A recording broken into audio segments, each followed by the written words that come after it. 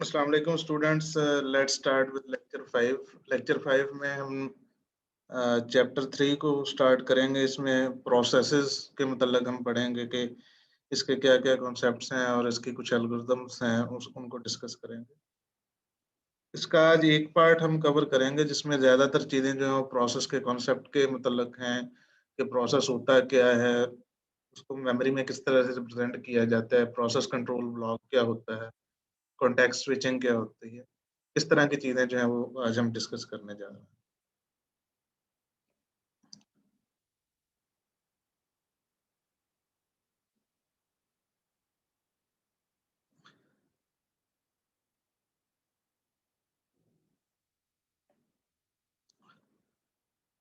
तो ये हमारे पास जो है वो चैप्टर 3 है जिसमें हम प्रोसेसेस के बारे में पढ़ेंगे।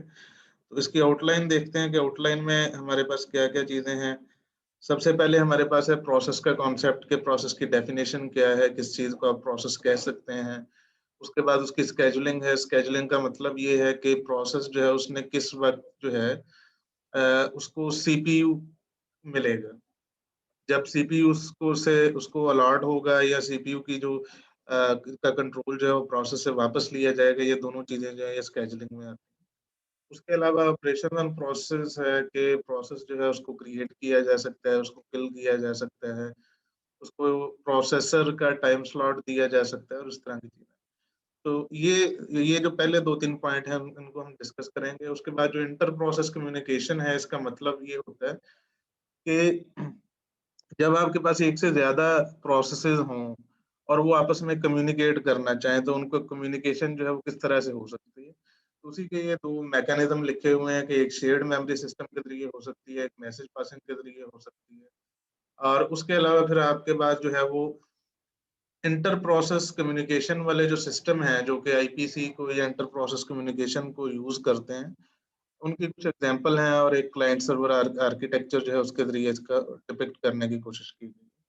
तो इसमें से हम पहले 2 पॉइंट्स जो हैं, यानी पहले 3 point process concept, process scheduling और ऑपरेशन ऑन प्रोसेस, इसको आज जो है वो कवर करने की हम कोशिश करेंगे। यहाँ पे ऑब्जेक्टिव्स हैं, ऑब्जेक्टिव्स में मोर और लेस जो है वही चीज़ें हैं जो हमने आउटलाइन में पढ़ी हैं, तो इसको आप गो थ्रू कर लें। नेक्स्ट है हमारे पास प्रोसेस का कॉन्सेप्ट। इसकी डेफिनिशन इसमें हम देखेंगे कि हमारा जो ऑपरेटिंग सिस्टम है वो वैरायटी ऑफ प्रोग्राम्स जो है उनको एग्जीक्यूट करता है और कोई भी प्रोग्राम जो है जब वो एग्जीक्यूशन में आ जाता है तो उसको हम प्रोसेस कहते हैं। इसको आप कंट्रास्ट करने के लिए प्रोग्राम और प्रोसेस में आप ये देख सकते हैं कि जो प्रोग्राम होता है वो आपकी पैसिव एंटिटी है। लाइक आपके पास अगर ब्राउज़र है, आपने उसको ओपन नहीं किया हुआ है, उसको आप एग्ज़ीक्यूट नहीं कर रहे, तो स्टिल उसका कोड जो है वो आपके सिस्टम में मौजूद है। लेकिन वो चूँकि एग्ज़ीक्यूट नहीं कर रहा है, तो उसको क्या आप प्रोग्राम कह सकते हैं, उसको आप प्रोसेस नहीं कह सकते। प्रोसेस इसलिए नहीं कह सकते कि उसका मेमोरी में कोई फुटप्रिंट नहीं होगा, मेमोरी में वो लोड नहीं हुआ हुआ होगा। और उसको कोई सीपीयू एग्जीक्यूशन टाइम नहीं मिलेगा, उसको कोई आईओ डिवाइसेस जो है उस तक एक्सेस नहीं मिलेगी। तो जब भी आप उसको डबल क्लिक करके चला लें, यानी उसको प्रोसेस जो है यानी प्रोग्राम को एग्जीक्यूट करने के कई तरीके हैं। या आप कमांड लाइन के ज़रिए कर दें, या आप उसको डबल क्लिक कर दें उसके आइकन को, अगर आपके पास ग्राफिकल यूज़र इंटरफेस है। अल्टरनेट अगर आप टच डिवाइसेज़ के ऊपर चले जाएँ, तो उनके आप जो आइकन्स हैं, उनके ऊपर जो है वो टच प्रेस करते हैं, तो उससे भी वो जो आपका प्रोग्राम है, वो लोड हो जाता है और एक प्रोसेस के अंदर कन्वर्ट हो जाता है। उसके बाद जो प्रोसेस के हिस्से हैं, जब वो मेमोरी के अंदर लोड होता है, तो वो क्या-क्या चीज़ें हैं? एक है आपके पास टेक्स्ट सेक्शन। टेक्स्ट सेक्शन में क्या होगा, इसमें आपके पास जो जिस भी प्रोग्राम को प्रोसेस रिप्रेज़ेंट कर रहा है, उसका कोड जो होगा उस टेक्स्ट सेक्शन में है। लाइक अगर हमने ज़ूम की एप्लीकेशन जो है उसको रन किया हुआ है, तो इसका जो टेक्स्ट सेक्शन होगा वो कंटेन करेगा इसका सोर्स कोड को। अब वो एग्ज़ैक्टली उस लैंग्वेज में हो सकता है ना हो जिस लैंग्वेज में वो लिखा हुआ है, बल्कि उसकी बाइनरी रिप्रेजेंटेशन हो सकती है। उसके बाद है आपके पास प्रोग्राम काउंटर। प्रोग्राम काउंटर जो है ये एक प्रोसेसर का एक रजिस्टर होता है, जो कि होल्ड करता है उस इंस्ट्रक्शन का एड्रेस जो कि नेक्स्ट एग्जीक्यूट होनी, यानी एक इंस्ट्रक्शन तो वो है ना जो करंटली एग्जीक्यूट हो रही होगी किसी भी प्रोसेस के लिए। एक जो इंस्ट्रक्शन उसके बाद जो एग्जीक्यूट होनी है उसका एड्रेस जो है वो प्रोग्राम काउंटर का एक रजिस्टर है उसमें सेव किया जा सकता है। उसके बाद स्टैक स्टैक जो है ये मेमोरी के अंदर यानी रैम के अंदर ही एक आपको जगह एलोकेट कर दी जाती है, जिसके ऊपर जो है वो आप अपना टेम्परेरी डाटा जो है वो स्टोर करते हैं। टेम्परेरी डाटा से क्या मुराद है, उसमें फंक्शन पैरामीटर्स हो सकते हैं, उसमें रिटर्न एड्रेस हो सकता है, उसमें लोकल वेरिएबल्स हो सकते हैं। उसके बाद आपके पास है डाटा सेक्शन। डाटा सेक्शन जो है उसमें आपके पास ग्लोबल वेरिएबल्स जो है वो आमतौर पे सेव होते हैं। हीप हीप जो है वो मेमोरी का एक ऐसा सेक्शन है जिसको में वो वेरिएबल सेव होते हैं जिनको आपने डायनामिकली मेमोरी एलोकेट की हुई है यूजिंग यानी जब आपका प्रोग्राम एग्जीक्यूट कर रहा है तो उस एग्जीक्यूशन के प्रोसेस के दौरान जो है वो आप उसको जो है मेमोरी जिन वेरिएबल्स को एलोकेट करते हैं वो वेरिएबल जो है उनकी मेमोरी जो हीप के ऊपर एलोकेट होती है, वो स्टैक के ऊपर नहीं होती।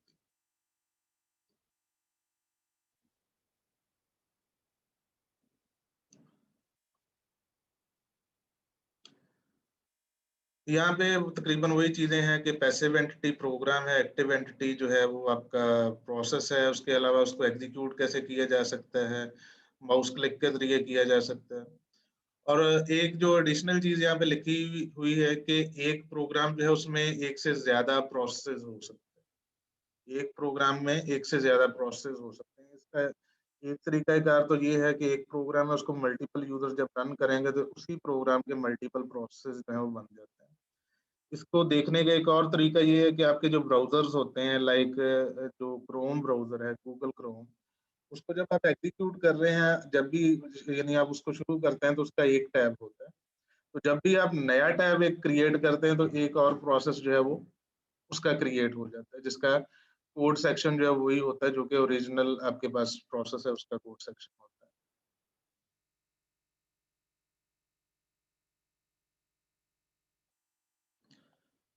ये पिक्टोरियल रिप्रेजेंटेशन है कि एक प्रोसेस जो है उसको यहाँ पे स्टैक के ऊपर मेमोरी जो है वो मिलती है। स्टैक मेमोरी में आपको पता है स्टैक डाटा स्ट्रक्चर भी आपने जो है वो लाजमी पढ़ा हुआ होगा अपने डाटा स्ट्रक्चर के कोर्स में कि स्टैक में आप जो है वो at the top of the stack जो है वो वेरिएबल जो है उनको पुश कर सकते हैं और जो टॉप है उसी से उसको पॉप कर सकते हैं। उसके बाद ये हीप मेमोरी है जहाँ पे आपके जो डायनामिक कंटेंट है, डायनामिक वेरिएबल जो है उनको आपके जो जो मेमोरी मिलेगी वो यहाँ से मिलेगी। ये आपका डाटा सेक्शन है जहाँ पे हमारे ग्लोबल वेरिएबल्स होते हैं और ये हमारा टेक्स्ट सेक्शन है या कोड सेक्शन है जिसमें एक्चुअली प्रोग्राम का कोड जो है वो या जो इंस्ट्रक्शंस हैं वो लोड हो रही है। सर स्टेप का क्या बताया?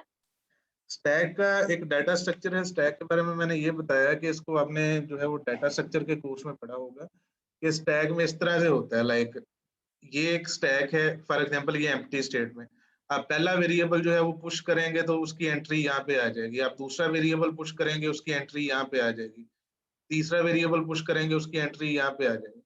अगर आपने यहाँ से अब पॉप करना है तो सबसे पहले जो है वो आपका जो सबसे वो वेरिएबल जो है वो पॉप होगा जो आपने सबसे एंड पे पुश किया। लाइक सबसे पहले आप ये पुश करेंगे, सॉरी पॉप करेंगे, उसके बाद आप ये पॉप करेंगे, उसके बाद आप ये पॉप करेंगे। यानी ये किस तरह का डाटा स्ट्रक्चर है, ये last in first out type का डाटा स्ट्रक्चर है कि जो वैल्यू आप लास्ट लास्ट के ऊपर जो है वो इसमें ऐड करेंगे वो वैल्यू सबसे पहले आप उसको आपको निकालनी पड़ेगी।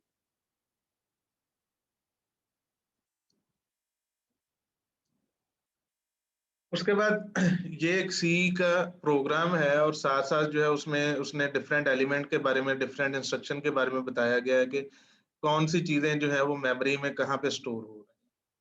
इसमें सबसे पहले आप ये देखिएगा कि ये तो हमारे पास वही इंक्लूड के इंस्ट्रक्शंस हैं।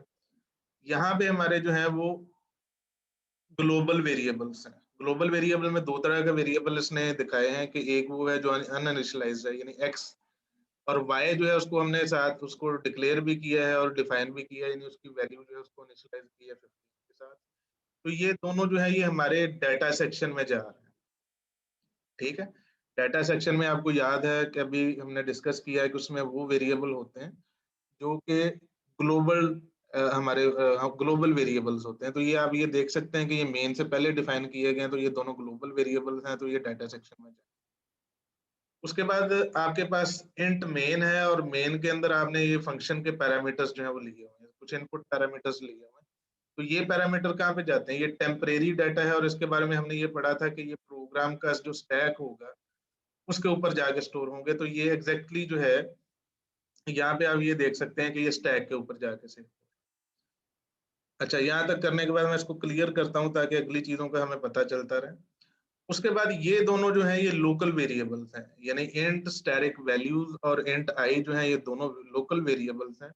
इनको भी हमने स्टैक के ऊपर ही सेव किया हुआ है। यानी स्टैक के ऊपर क्या चीज सेव हुई, एक तो हमारे जो इनपुट पैरामीटर थे वो सेव हुए और एक हमारा जो लोकल वेरिएबल्स थे वो सेव।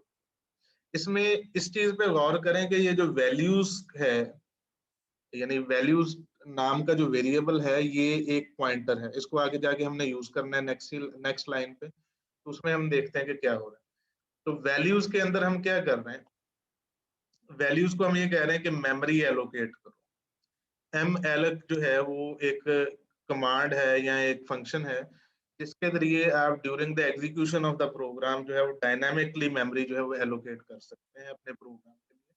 और कितनी मेमोरी जो है वो एलोकेट करवाना चाह रहे हैं, आप कह रहे हैं कि size of int multiplied by 5, यानी आप 5 इंटीजर्स जो हैं, 5 इंटीजर्स जो हैं उनकी मेमोरी जो है वो एलोकेट करवा रहे हैं। यानी आप एक अरे ऑफ इंटीजर बना रहे हैं जिसमें 5 एलिमेंट है और उसका पॉइंटर जो है ये उसको कास्ट कर रहे हैं आप इंटीजर पॉइंटर के अंदर, और वो पॉइंटर की वैल्यू जो है वो वैल्यूज का जो वेरिएबल है उसमें आप सेव करवा रहे हैं।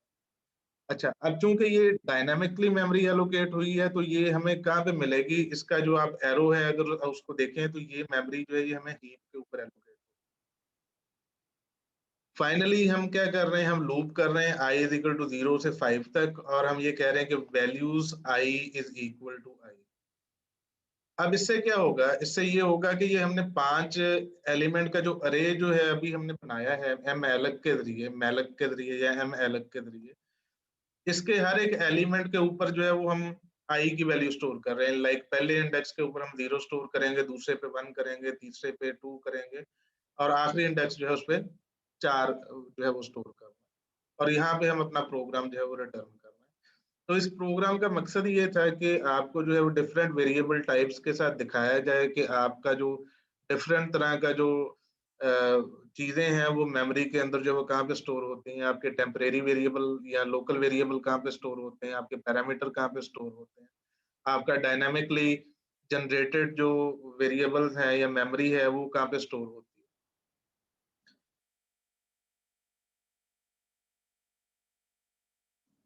उसके बाद प्रोसेस की स्टेट्स हैं, यानी एक जो एक जो प्रोसेस जो क्रिएट हो चुका है और लोड हो चुका है मेमोरी में, उसकी स्टेट्स क्या क्या है। एक तो न्यू है, जब प्रोसेस जो है वो क्रिएट हो रहा है।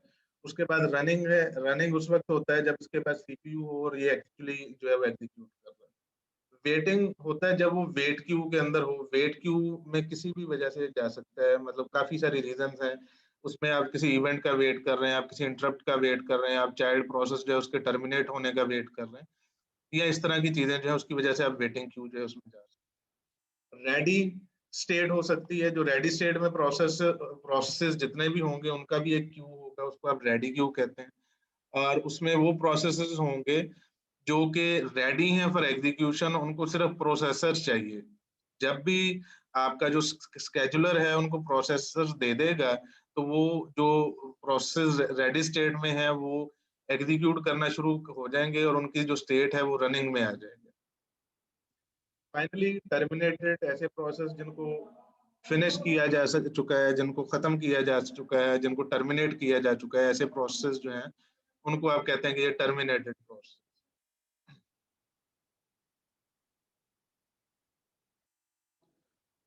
ये है एक डायग्राम, इसको आप कहते हैं कि स्टेट ट्रांजिशन डायग्राम। एक प्रोसेस की जो है वो स्टेट ट्रांजिशन डायग्राम है, और इसमें जो आपके पास वर्टिसेस हैं या नोड्स हैं वो आपकी स्टेट को रिप्रेजेंट कर रहे हैं। लाइक न्यू स्टेट है, रेडी स्टेट है, रनिंग स्टेट है, वेटिंग स्टेट है और टर्मिनेटेड स्टेट है। ये वही स्टेट्स हैं जो हमने लास्ट स्लाइड के ऊपर पढ़े। तो स्टेट ट्रांजिशन डायग्राम में जो है उसमें दूसरे जो है वो एजेस हैं और एजेस के ऊपर लेबल्स हैं। लेबल जो है वो इन इवेंट्स को रिप्रेजेंट कर रहे हैं जिसके ऊपर आपकी स्टेट जो है वो चेंज हो जाती है। लाइक न्यू जो है वो रेडी में कब चेंज होगा, न्यू स्टेट में एक प्रोसेस है वो रेडी में कब होगा, जब उसको एडमिट कर लिया जाएगा रेडी क्यू के अंदर। जब उसको रेडी क्यू में एडमिट कर लिया जाएगा तो आप कहेंगे जी कि ये अब रेडी स्टेट में आ गया। अब रेडी स्टेट से जो है वो आप रनिंग स्टेट में जा सकते हैं। सिर्फ एक ही स्टेट है रेडी के बाद के रेडी से जो अगली स्टेट है वो सिर्फ रनिंग में जा सकते हैं। ना रेडी से वापस न्यू में जा सकते हैं, ना रेडी से वेटिंग में जा सकते हैं, ना आप रेडी से टर्मिनेट स्टेट में जा सकते हैं। उसके बाद अगर आप और जो रेडी से रनिंग है वो कब जाएंगे, जब स्केजुलर डिस्पैच होगा, यानी आपका जो स्केजुलर है जो सीपीयू एलोकेट करता है प्रोसेस को, वो आपको डिस्पैच करके सीपीयू के पास भेज। उसके बाद रनिंग स्टेट है, रनिंग स्टेट से हम वेटिंग में जा सकते हैं। वेटिंग में कैसे जाएंगे, जब भी कोई आईओ की रिक्वेस्ट हमारा प्रोसेस करेगा या कोई इवेंट है जिसके लिए हमें वेट करना, वो इवेंट जो है वो चाइल्ड प्रोसेस का वेट करना भी हो सकता है, वो इंटरप्ट का वेट करना भी हो सकता है, वो आईओ भी हो सकता है। उसके बाद आप ये देखते हैं कि रनिंग से एक और स्टेट है जिससे हम टर्मिनेटेड स्टेट में है, और वो स्टेट हम कैसे अचीव करते हैं, वो एग्जिट के जरिए करते हैं। ठीक है, यानी रनिंग से जब एग्जिट करेंगे तो आप टर्मिनेटेड स्टेट में चले। अब ये एक और चीज है इंटरप्ट, यानी इंटरप्ट से आप रनिंग से रेडी पे चले गए। अब ये वो वाला इंटरप्ट नहीं है जिसके लिए आप वेट कर रहे थे या जिसके साथ आप वेटिंग पे जाते थे। ये वो इंटरप्ट है जो टाइम स्लाइस जब आपका एक्सपायर होगा, यानी टाइम स्लाइस से मुराद ये है कि अगर आपके पास 10 प्रोसेस हैं और जो स्केजुलर है उसने ये डिसाइड किया हुआ है कि हर एक जो प्रोसेस है उसको मैंने 5-5 साइकिल्स जो है वो देने हैं। सीपीयू टाइम के 5-5 साइकिल्स जो है वो उसने देने हैं। तो जब भी किसी प्रोसेस के 5 साइकिल्स जो है वो कंप्लीट हो जाएंगे तो वो क्या होगा, वो रनिंग स्टेट से वापस रेडी स्टेट के अंदर जो है वो चला जाएगा। उसके बाद फाइनली जो वेटिंग स्टेट है उससे रेडी में हम कैसे आते हैं कि जो आईओ इवेंट जिसके लिए आप वेट कर रहे थे या किसी इंटरप्ट के लिए वेट कर रहे थे, अगर वो कंप्लीट हो गया तो वेटिंग स्टेट से आप वापस रेडी स्टेट में चले।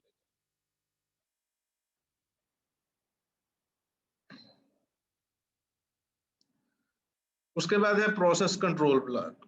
प्रोसेस जो है उसके मतलब जितनी भी इंफॉर्मेशन है वो एक ब्लॉक के अंदर जो है वो आप सेव करते हैं, और उस ब्लॉक को आप प्रोसेस कंट्रोल ब्लॉक कहते हैं। अभी हम एग्जामिन करते हैं कि इस प्रोसेस कंट्रोल ब्लॉक में क्या क्या इंफॉर्मेशन जो है वो होती है। तो सबसे पहले जो स्टेट है वो प्रोसेस की स्टेट उसमें सेव होती है कि वो रनिंग है, वेटिंग है, या उसके अलावा रेडी है। इस तरह की जो भी स्टेट होगी वो यहाँ पे सेव होगी। प्रोग्राम काउंटर है, प्रोग्राम काउंटर के बारे में हमें हमें पता है कि जो इंस्ट्रक्शन नेक्स्ट एग्जीक्यूट होनी है उसका एड्रेस होता है। सीपीयू रजिस्टर्स होते हैं, यानी contents of all process centric register, यानी जब ये प्रोसेस आखिरी दफा एग्जीक्यूट कर रहा था तो what was the state of the CPU. State of the CPU किस चीज से रिप्रेजेंट होती है, उसके जितने भी रजिस्टर हैं उनकी वैल्यू से रिप्रेजेंट होती है। तो ये जो चीज है इसको भी हम प्रोसेस कंट्रोल ब्लॉक के अंदर रखते हैं। उसके बाद सीपीयू की जो स्केजुलिंग इंफॉर्मेशन है कि ये प्रोसेस है, इसके साथ कोई प्रायोरिटी अटैच थी, ये किस स्केजुलिंग क्यू के अंदर है, उसका पॉइंटर जो है वो उसके साथ सेव होता है। उसके बाद मेमोरी मैनेजमेंट की इंफॉर्मेशन होती है कि इस प्रोसेस को जो है मेमोरी कहाँ पे एलोकेट की गई थी। उसके अलावा अकाउंटिंग इंफॉर्मेशन है कि इस प्रोसेस ने अभी तक कितना सीपीयू यूज किया है, कितना क्लॉक टाइम यूज किया है जब से ये स्टार्ट हुआ है, और इसकी टाइम लिमिट्स जो है वो अगर है तो वो भी साथ से। इसी तरह डिवाइसेस का स्टेटस कि अगर ये प्रोसेस जो है वो एग्जीक्यूट कर रहा है तो इसने कितनी फाइल्स जो है वो ओपन की हुई हैं, कितनी डिवाइसेस को इसने रिक्वेस्ट जो है वो भेजी हुई है। तो ये सारी की सारी इंफॉर्मेशन जो किसी भी प्रोसेस से रिलेटेड होती है वो प्रोसेस कंट्रोल ब्लॉक में होती हैं, और उसमें यही एलिमेंट्स होते हैं जो हमने इस स्लाइड के अंदर डिस्कस किए हैं। उसके बाद थ्रेड्स हैं। थ्रेड्स अभी तक जो हमने प्रोसेस को देखा है उसमें हमने ये अज्यूम किया है कि प्रोसेस जो है वो एक मोनोलिथिक एंटिटी है, यानी उसमें एक टाइम में एक ही इंस्ट्रक्शन जो है वो एग्जीक्यूट हो सकती है और वो टॉप टू बॉटम एक सिक्वेंशियल फैशन में एग्जीक्यूट कर रहा है। तो थ्रेडेड प्रोग्रामिंग में होता ये है कि आपके पास एक ही प्रोसेस में एक से ज्यादा थ्रेड्स जो है वो बन जाते हैं, और एक टाइम पे एक थ्रेड एग्जीक्यूट हो रहा है, दूसरे पे दूसरा हो रहा है। तो उससे होता ये है कि दोनों थ्रेड्स जो है उनकी इंस्ट्रक्शंस जो है वो आपस में ओवरलैप कर सकते हैं। लाइक पहला थ्रेड जो था उसकी 5वीं इंस्ट्रक्शन जो है वो एग्जीक्यूट हुई, छठी हुई, 7वीं हुई, और साथ में जो दूसरा उसके बाद वो रुक गया, और साथ ही जो दूसरा थ्रेड था उसकी इंस्ट्रक्शन में 2, 3, 4 और 5 जो है वो एग्जीक्यूट हो गए। तो इनमें कुछ इंस्ट्रक्शन जो है वो ओवरलैप हो रहे हैं। तो इसकी डिटेल जो है वो चैप्टर 4 में आएगी, इसको वहां पे हम डिटेल में डिस्कस करेंगे। हाँ, एक चीज इसमें ये देख लें कि चूंकि आपके पास यहाँ पे थ्रेड में प्रोसेस में मल्टीपल थ्रेड्स होते हैं, यानी मल्टीपल स्टेटमेंट एक टाइम पे एग्जीक्यूट हो रही होती हैं, तो इसका मतलब ये है कि आपका प्रोग्राम काउंटर जो है वो भी मल्टीपल होंगे। लाइक अगर आपके पास 3 थ्रेड हैं तो आपके पास 3 प्रोग्राम काउंटर हैं फॉर एवरी थ्रेड, क्योंकि हर एक थ्रेड ने ये देखना है कि ये इंस्ट्रक्शन जो एग्जीक्यूट की जा रही है उसके बाद नेक्स्ट इंस्ट्रक्शन कौन सी है जिसने एग्जीक्यूट होना। ये प्रोसेस की रिप्रेजेंटेशन है लाइनेक्स के अंदर। इसमें आप ये देखें कि सबसे पहले प्रोसेस आईडी है, ये न्यूमेरिक या अल्फा न्यूमेरिक आइडेंटिफायर होता है जो कि किसी भी प्रोसेस को रिप्रेजेंट कर रहा होता है। लॉन्ग स्टेट यानी प्रोसेस की स्टेट क्या है, जो हमने स्टेट्स पढ़ी उन्हीं में से कोई वैल्यू होगी। उसके बाद टाइम सर जी। स्लाइस। जी बेटा। सर नींद आ रही है काफी।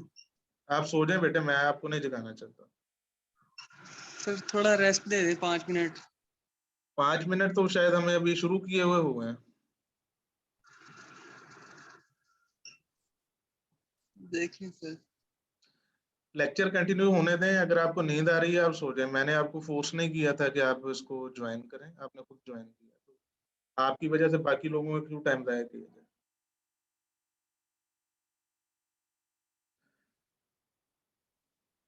उसके बाद है टाइम स्लाइस। ये स्केजुलिंग इन्फॉर्मेशन है जो किसी भी प्रोसेस जो है उसके साथ अटैच होती है। उसके बाद पेरेंट का पॉइंटर है कि ये जो करंट प्रोसेस एग्जीक्यूट हो रहा है इसका पेरेंट प्रोसेस कौन सा है। उसके अलावा लिस्ट हेड चिल्ड्रन, ये जो एक लिस्ट होगी जो कि करंट एग्जीक्यूटिंग प्रोसेस जो है उसके चिल्ड्रन जितने भी चाइल्ड हैं उनको रिप्रेजेंट कर रही होगी, और उसका जो हेड नोड है उसके ऊपर इसका पॉइंटर होगा। उसके अलावा एक स्ट्रक्चर है जो कि जितनी भी ओपन फाइल्स हैं, यानी जिस प्रोसेस ने जितनी फाइल्स ओपन की हुई हैं उनके एड्रेस जो है वहाँ पे स्टोर होंगे।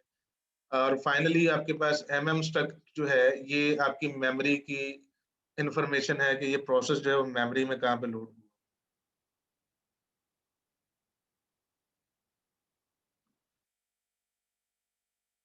उसके बाद है प्रोसेस स्केजुलर।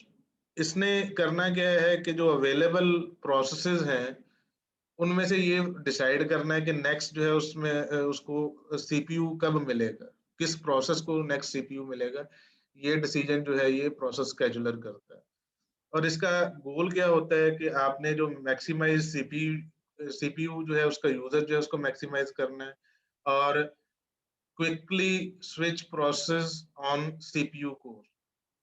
ये जो स्विच है इसका मतलब ये होता है कि जब भी आप सीपीयू से एक प्रोसेस लेते हैं और दूसरा प्रोसेस जो है उसको सीपीयू एलोकेट करते हैं, तो इस प्रोसेस को आप कहते हैं प्रोसेस स्विचिंग या कॉन्टेक्स्ट स्विचिंग। इसका हम नेक्स्ट स्लाइड में पढ़ेंगे और उसमें देखेंगे कि टाइम जाया होता है। यानी कॉन्टेक्स्ट स्विचिंग जब आप कर रहे होते हैं तो उसमें प्रोसेसर जो है उसका टाइम जाया हो रहा होता है। तो एक गोल जो है वो स्केजुलर का ये है कि जो स्विचिंग है उसको जितना जल्दी हो सके, जितना जल्दी पॉसिबल हो सके उतना जल्दी उसको परफॉर्म करना। उसके बाद ये जो स्केजुलर है इसको अपना काम करने के लिए क्या क्या डाटा स्ट्रक्चर्स चाहिए, ये स्केजुलिंग क्यूज जो है उनको यूज करता है। उसमें एक रेडी क्यू है आपके पास जिसमें जो प्रोसेसेस रेडी होंगे एग्जीक्यूशन के लिए, जिनको सिर्फ सीपीयू चाहिए होगा एग्जीक्यूशन के लिए, सारे के सारे वो प्रोसेस रेडी क्यू में होंगे। और उसके अलावा वेट क्यूज एक से ज्यादा तरह के होते हैं। तो वेट क्यूज जो है उसमें वो प्रोसेस होंगे जो किसी ना किसी वजह से जो है वेट कर रहे हैं। तो इसको हम एक डायग्राम के जरिए देखते हैं कि ये जो वेट क्यूज हैं वो किस तरह से हैं और रेडी क्यूज किस तरह से हैं। सबसे पहले आप ये देखें कि रेडी क्यू ये है, इसमें 2 एंट्रीज हैं, एक हेड है और एक टेल है। क्यू के बारे में आपने पढ़ा था ना डाटा स्ट्रक्चर में कि क्यू के अंदर आप 2 चीजों को मेंटेन करते हैं। जिस तरह स्टैक में आप सिर्फ टॉप जो है उसको मेंटेन कर रहे होते हैं, तो जो क्यू है उसमें 2 चीजें होती हैं, एक हेड होता है एक टेल होता है। टेल से जो है वो आपकी नए जो एंट्रीज हैं वो इसमें दाखिल होती हैं क्यू में, और हेड जो है वहां से आपकी डिफरेंट एंट्रीज जो है वो एग्जिट होती हैं। तो लाइक अगर हम इस क्यू की एग्जांपल लें जिसको हम डिस्कस कर रहे हैं ये वाला, तो इसमें से अगर हमने कोई नया पीसीबी जो है वो ऐड करना होगा तो वो कहाँ पे लगेगा, वो पीसीबी 2 के बाद लगेगा। ऑन द अदर हैंड अगर हमने कोई पीसीबी जो है उसको यहाँ से निकालना होगा तो सबसे पहले कौन सा पीसीबी निकलेगा, वो पीसीबी 7 निकलेगा, क्योंकि पीसीबी 7 जो है वो हेड के ऊपर है। ठीक है, तो हेड के ऊपर है तो ये निकलेगा। अगर कोई नया पीसीबी आना है तो वो यहाँ पे आएगा टेल के ऊपर, पीसीबी 2 के बाद। ठीक है, इसी तरह जिस तरह का ये रेडी क्यू है, इसी तरह का क्यू स्ट्रक्चर जो है वो आपका वेट क्यू के लिए। तो यहाँ पे ये जो डायग्राम है इसमें हम ये रिप्रेजेंट कर रहे हैं कि हमारे पास जो रेडी क्यू है उसमें 2 प्रोसेसेस हैं और जो वेट क्यू है उसमें 3 प्रोसेसेस हैं। पीसीबी जैसे कि आपने गैस कर लिया होगा, प्रोसेस कंट्रोल ब्लॉक जो है उसका जो है वो एक्रोनम है। और जितने भी क्यूज होते हैं इसमें जो है वो पॉइंटर होता है इनके प्रोसेस कंट्रोल ब्लॉक के ऊपर, जिसमें बाकी इंटर्न सारी इंफॉर्मेशन हम सेव करते हैं प्रोसेस के मतलब जो हमने लास्ट टाइम डिस्कस की थी।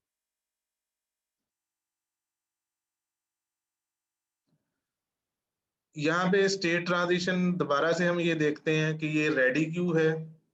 रेडी क्यू से आप सिर्फ सीपीयू में जा सकते हैं। जब भी आपके पास स्केजुलर जो है वो आपको डिस्पैच करेगा तो आप सीपीयू में चले जाएंगे। सीपीयू के बाद अगर आपके पास कोई आईओ रिक्वेस्ट आती है तो आप आईओ वेट क्यू के अंदर चले जाएंगे। यानी अगर आईओ रिक्वेस्ट है तो आईओ वेट क्यू के अंदर चले जाएंगे, और उसके बाद जब आपकी आईओ जो है वो परफॉर्म हो जाएगी तो आप वापस जो है वो रेडी क्यू में चले जाएंगे।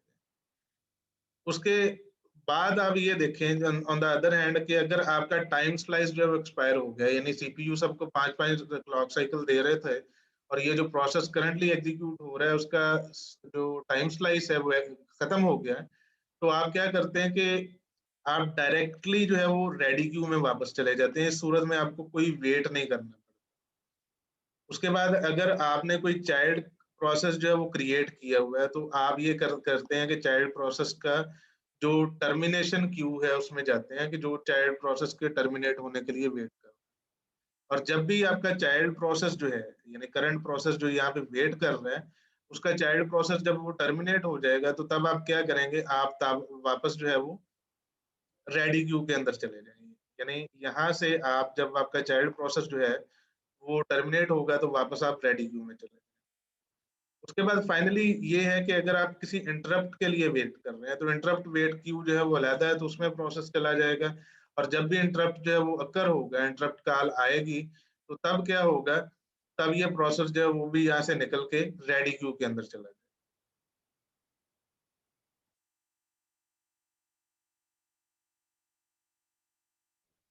उसके बाद यहाँ पे हम ये देखते हैं कॉन्टेक्स्ट स्विचिंग, या इसको प्रोसेस स्विचिंग भी आप कह सकते हैं कि ये होती क्या है। और इसमें जो हमने जिक्र किया था कि टाइम जो है वो वेस्ट होता है सीपीयू का, वो क्यों वेस्ट होता है। तो सबसे पहले आप ये अज्यूम करें कि ये टाइम लाइन है, यानी डाउन दिस लाइन आपका टाइम जो है वो इंक्रीज हो रहा है। तो सबसे पहले आपका पास ये हुआ कि सेव स्टेट इनटू पीसीबी 0, यानी आपका जो प्रोसेस 0 था वो एग्जीक्यूट हो रहा था। ठीक है, आपने क्या किया है कि इसकी स्टेट जो है उसको पीसीबी 0 में सेव कर दिया, और आपने यहाँ पे ये क्या किया है कि रीलोड स्टेट फ्रॉम पीसीबी 1, यानी पीसीबी 0 को सेव किया मेमोरी के ऊपर और पीसीबी 1 जो है उसको लोड कर लिया। अब इस दौरान जितना भी काम सीपीयू कर रहा है, इस दौरान ये जो जितना भी काम कॉन्टेक्स्ट स्विचिंग में हो रहा है उसमें आपका सीपीयू जो है वो आइडल है। यहाँ पे ये देखें कि इस सारे प्रोसेस के दरमियान में आपका सीपीयू जो है वो कोई भी यूजफुल काम नहीं कर रहा है, कोई भी इंस्ट्रक्शन एग्जीक्यूट नहीं कर रहा, वो आइडल बैठा हुआ। उसके बाद होता ये है कि यहाँ से यहाँ तक, यानी इस सारे टाइम में आपका प्रोसेस 1 जो है वो एग्जीक्यूट कर रहा है, यानी टाइम लाइन में यहाँ से लेकर यहाँ तक जो है वो आपका प्रोसेस 1 एग्जीक्यूट कर रहा है। उसके बाद दोबारा कॉन्टेक्स्ट स्विचिंग होती है। कॉन्टेक्स्ट स्विचिंग में आप ये करते हैं दोबारा कि पीसीबी 1 जो है उसको सेव करते हैं, यानी प्रोसेस 1 की स्टेट को सेव करते हैं, और प्रोसेस 0 जो है उसकी स्टेट को लोड करना है। तो दोबारा आपकी कॉन्टेक्स्ट स्विचिंग हुई, तो इसमें भी आप ये देखें कि यहाँ से लेकर यहाँ तक जो टाइम है ये फिर आपका सीपीयू जो है वो आइडल रहा है। तो कॉन्टेक्स्ट स्विचिंग जो है उसमें जितना टाइम लगेगा उसमें आपका सीपीयू जो है वो आइडल स्टेट में रहेगा। तो जो ऑपरेटिंग सिस्टम है उसकी रिस्पॉन्सिबिलिटी ये होती है कि कॉन्टेक्स्ट स्विचिंग जो है उसको जितनी जल्द परफॉर्म कर सके वो करे। उसमें एक चीज ये भी डिपेंडेंट होती है कि आपका पीसीबी जो है वो कितना बड़ा है, उसका साइज कितना ज्यादा है। यानी अगर वो जो प्रोसेस कंट्रोल ब्लॉक है, अगर उसका साइज बहुत ज्यादा होगा तो आपको कॉन्टेक्स्ट स्विचिंग में उतनी ही देर लगेगी।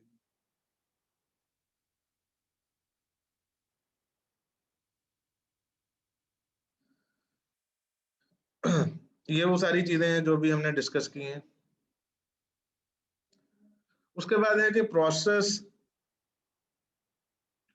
10 मिनट बाद आपने इसी मीटिंग को दोबारा ज्वाइन करना है। Operations on the process, process के ऊपर जो है वो क्या क्या ऑपरेशन हो सकते हैं। एक प्रोसेस क्रिएशन है, एक टर्मिनेशन है। तो इनको हम देखते हैं कि ये किस तरह से परफॉर्म होते हैं। प्रोसेस क्रिएशन में होता क्या है, पेरेंट प्रोसेस जो है एक चाइल्ड प्रोसेस जो उसको क्रिएट करता है, जो कि इन टर्न दूसरे प्रोसेस को क्रिएट करता है, और आपके पास एक प्रोसेस जो है उनका एक ट्री बन जाता है। ठीक है, जनरली हर एक जो प्रोसेस होता है उसके साथ एक प्रोसेस आइडेंटिफायर या पीआईडी जो है वो अटैच कर दिया जाता है, जिससे आप आइडेंटिफाई करते हैं कि ये वाला प्रोसेस कौन सा था और इसके क्या क्या रिसोर्सेज इसने कैप्चर किए हुए हैं, और इसकी बाकी जो इन्फॉर्मेशन है उसको भी आप पीआईडी के जरिए ही जो है वो की करते हैं। उसके बाद है रिसोर्स शेयरिंग ऑप्शन, यानी एक जो पेरेंट है उसने चाइल्ड प्रोसेस बना दिया तो उनके दरमियान में जो शेयरिंग ऑप्शन है रिसोर्सेज के वो क्या हो सकते हैं। एक तो ये है कि parent and children share all resources, यानी वो दोनों जो है वो सारे के सारे रिसोर्सेज जितने भी हैं उन सबको शेयर करेंगे। दूसरा ये है कि children share subset of parents resources, कि जो आपका चाइल्ड प्रोसेस है वो पेरेंट के कुछ रिसोर्सेज को यूज कर रहा है और कुछ ऐसे रिसोर्सेज हैं जिनको वो यूज नहीं कर रहा। और फाइनल जो आपके पास ऑप्शन है वो ये है कि दोनों जो है वो एक्सक्लूसिव रिसोर्सेज लें, यानी पेरेंट और चाइल्ड प्रोसेस जो है उनके दरमियान में कोई रिसोर्स शेयरिंग नहीं है, बल्कि वो अपने अपने रिसोर्सेज वो यूज कर रहे हैं। ये तो थे रिसोर्स शेयरिंग के ऑप्शन। उसके बाद है कि एग्जीक्यूशन के ऑप्शंस क्या हैं। जब आपका एक प्रोसेस जो है वो अपना चाइल्ड प्रोसेस को क्रिएट करता है तो एग्जीक्यूशन के ऑप्शंस क्या है। या तो ये है कि वो दोनों कंकरेंटली एग्जीक्यूट करें, यानी पेरेंट भी एग्जीक्यूट कर रहा है और चाइल्ड भी एग्जीक्यूट कर रहा है। दूसरा ऑप्शन ये है कि पेरेंट वेट कर रहा है अंटिल द चाइल्ड टर्मिनेट्स। ठीक है, पेरेंट वेट कर रहे हैं अंटिल द चाइल्ड टर्मिनेट, और पहले ऑप्शन में दोनों जो प्रोसेस हैं वो side by side concurrently execute कर।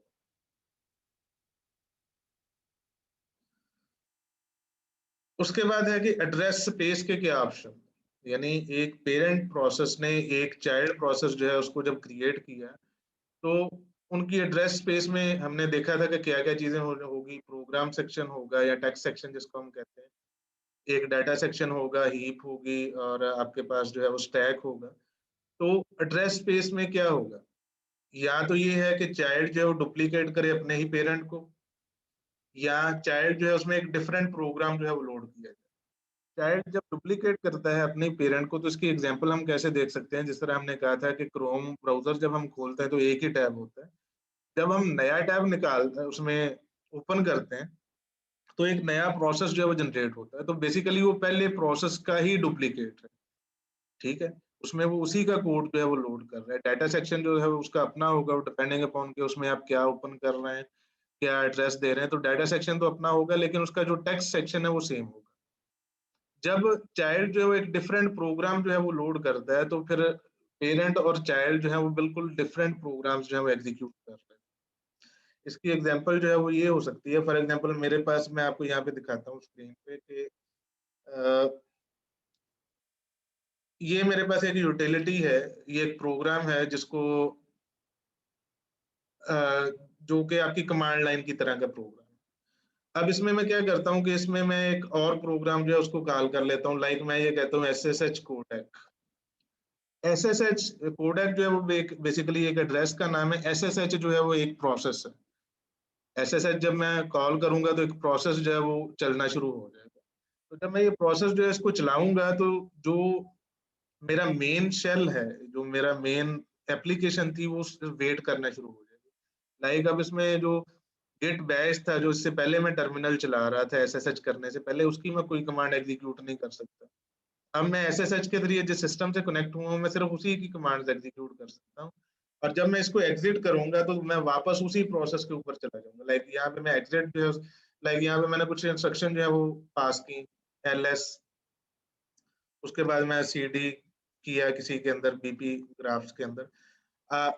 अभी तक याद रखें कि मैं जो चाइल्ड प्रोसेस है उसी के अंदर एग्जीक्यूट कर, अब मैं करता हूँ एग्जिट। एग्जिट करने से क्या होगा कि मेरा चाइल्ड प्रोसेस जो है वो जो है वो खत्म हो जाएगा, वो टर्मिनेट हो जाएगा, और मैं वापस जो पेरेंट प्रोसेस है उसमें आ जाऊंगा। तो ये आप यहाँ पे देख सकते हैं कि मैं पेरेंट प्रोसेस में आ गया।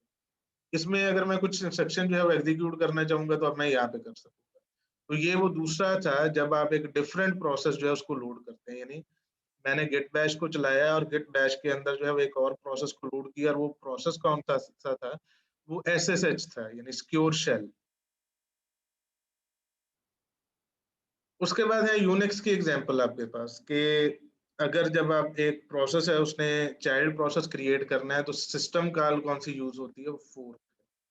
फोर्क के जरिए एक नया प्रोसेस जो है वो कॉल होता है और एग्जिट के जरिए आप उसको एग्जीक्यूट करना शुरू कर देते हैं। और पेरेंट जो है वो मीनवाइल क्या करता है, पेरेंट वेट करता है for the child process to terminate. यहाँ पे आप ये देख सकते हैं कि पेरेंट जो है उसने फोर्क को कॉल किया और खुद उसने क्या किया, वो वेट करना शुरू हो।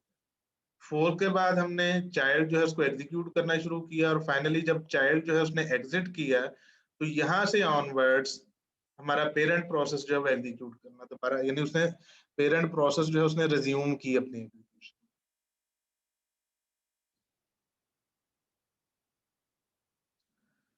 तो चूंकि प्रोसेस जो है वो जनरेट होते हैं, एक प्रोसेस दूसरे को जनरेट करता है, दूसरा तीसरे को करता है, तो ये हायरार्किकल एक स्ट्रक्चर बन जाता है, जिस तरह से एक ट्री का स्ट्रक्चर होता है। तो इसमें लाइक ये सिस्टम डीमन है, सिस्टम डी जो है लाइनक्स के अंदर ये सिस्टम डीमन इसको कहते हैं। ये पाइथन का प्रोसेस जो है उसको जनरेट करेगा। ये लॉगन डी यानी लॉगन डीमन जो है उसको जनरेट कर सकता है। उसके अलावा बैश, बैश जो है उसकी कमांड लाइन जो होता है जिसको CMD हम कहते हैं, या पावर शेल से मिलती जुलती बैश होती है, लेकिन ज्यादा पावरफुल होती है। और विद इन बैश ये डिफरेंट कमांड्स हैं। PS जो है वो भी एक उसकी कमांड है, विम जो है वो भी एक कमांड है जो कि एक टेक्स्ट एडिटर को ओपन कर देता है। ये आपका SSH डीमन है, जो SSH मैंने अभी यूज किया ये उसका डीमन है, उसको भी सिस्टम डी जनरेट कर सकता है। SSH-D जो है वो एक और SSH को जनरेट कर सकता है। और फाइनली ये हमारे पास एक से दूसरा प्रोसेस, दूसरे से तीसरा प्रोसेस जो है वो किसी भी डेप्थ तक जो है वो जा सकता है।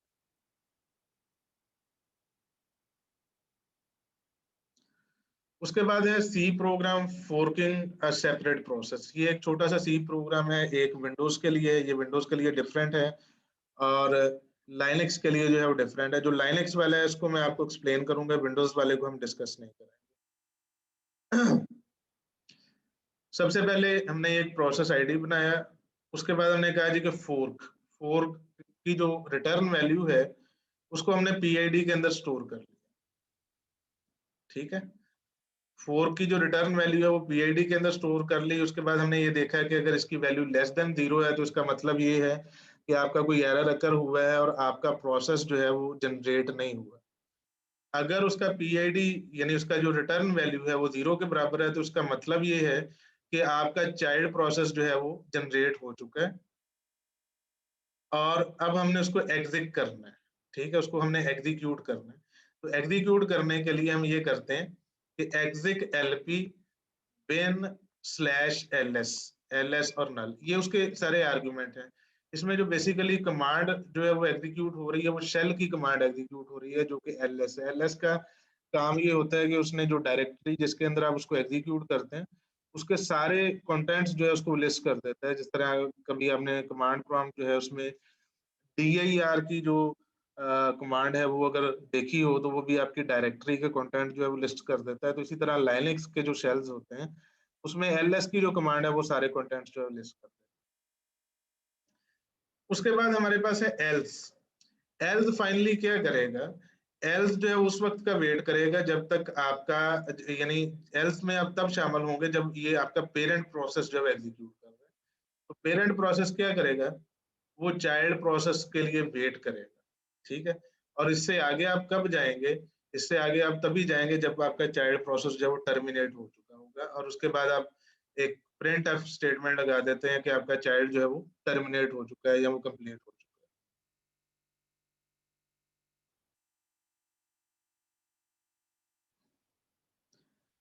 ये विंडोज का जो कोड है इसको भी आप गो थ्रू कर लीजिएगा। इसमें भी आप ये देखेंगे कि इसी तरह की चीजें हैं मिलती जुलती, कि आपने प्रोसेस को क्रिएट करना है, उसको मेमोरी में लोड करना है और उसके बाद आपने उसको टर्मिनेट करना है।